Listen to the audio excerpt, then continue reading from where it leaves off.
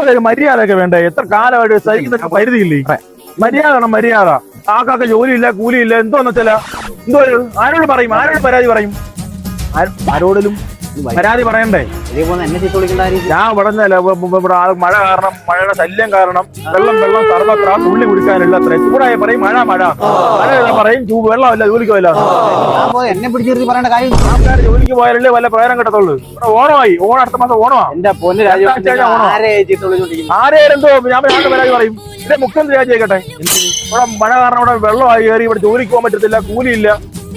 ഓണം വന്ന് പിന്നല്ലാതെ ഒരു മര്യാദയൊക്കെ വേണ്ടേ? ഓണം വന്നതിന് മുഖ്യമന്ത്രി രാജി പിന്നല്ലാതെ ഇന്ത്യയിലെ മുഖ്യമന്ത്രി രാജിയായിക്കട്ടെ. പിന്നല്ലാതെ മഴ പോലും മഴ മര്യാദയ്ക്ക് നിർത്തിക്കോണം. മഴ കേട്ടോ ഇപ്പൊ കൊണ്ട് തോന്നിരിക്കുക. നാളെ കർക്കടവാവാ അതുപോലെ ഇവിടെ കണ്ട പിന്നല്ല മഴ. പിന്നല്ലാതെ എല്ലാവർക്കും വേണ്ടി ഞാൻ പ്രതികരിക്കും.